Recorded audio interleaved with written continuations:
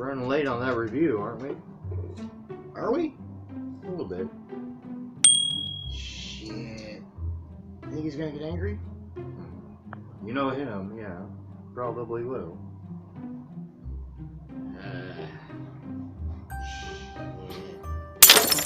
Oh!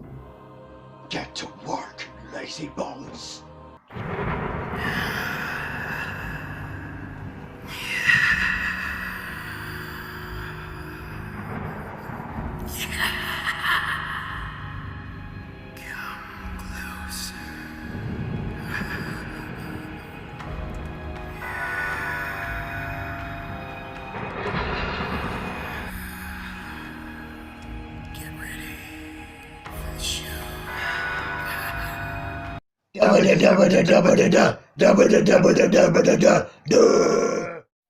Greeting once again. This is your lovely horror nerds, Nathan. This is Daniel. Welcome to the bottom. You found the ball rug. Tonight's movie is a bit of a break from everything else that we're doing to hop back onto an old career that we absolutely love. A little director named Brian Yuzna. This is Society. Roll the poster.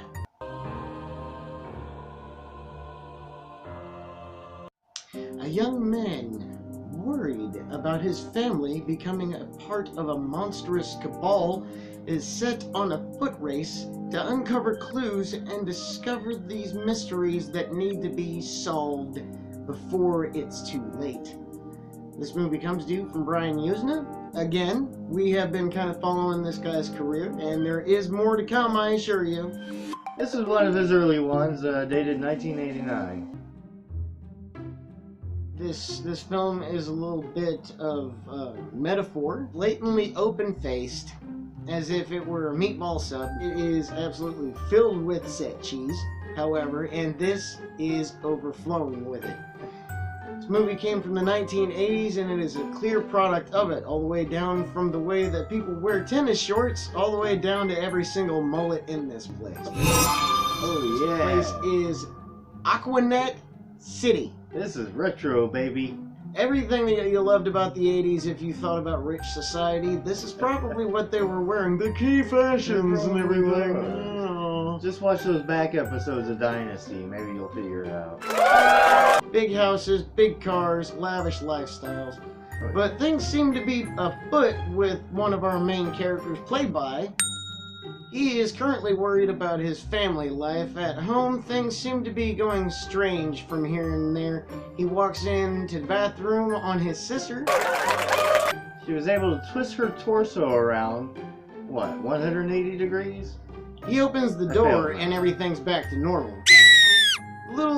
Little things are starting to already be unsettling as hell. A friend of his who is just out of nowhere shows up in his sister's room. As they're shooing him out for being a pervert, clearly, things just don't seem to be working out for him in the explanation department. Nobody wants to listen, so they just chuck him out.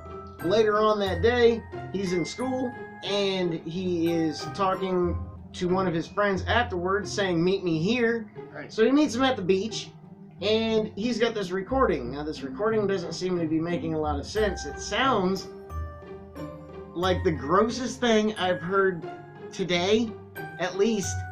And it sounds like his parents are getting it on with his sister. Ew. I've heard of keeping it in the family, but this is too far.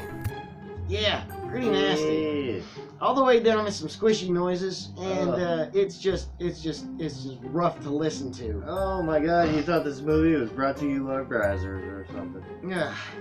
Anyway, the movie progresses from there on, where this dude is starting to question everything because it's an awful, let's just say, convincing tape. It's not good. So he goes and takes the tape to his psychiatrist, and he comes back the next day. The next day, the tape's all wrong. It's been altered. So something doesn't seem right. So he decides to call up his buddy to try to get a copy of the tape, and lo and behold, when he gets halfway there, his buddy's car is off to the side of the road smoking. Whoa! Apparently he got hit by a car and didn't make it. Or didn't he? This movie takes a lot of weird twists and turns, constantly making you paranoid, thinking that you might be losing your mind along with the main character, up until the final bit. Feel like a good, squishy body horror movie reminiscent of Videodrome? Maybe some Naked Lunch? Toss in a dash of, what, Invasion of the Pod People? Something like that? Still So gross. weird. There's just a bunch of gore, but the weird part about it is it's not your typical gore movie.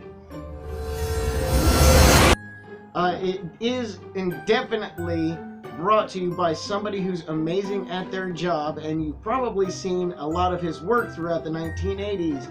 The awesome, the great, the insane, screaming Mad George!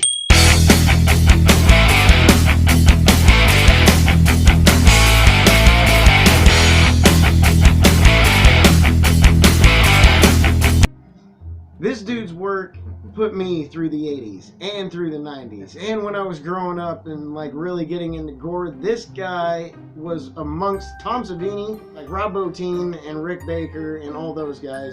He worked with all of them. He's a dope dude. If you're trying to follow somebody's career of splatter, go check him out.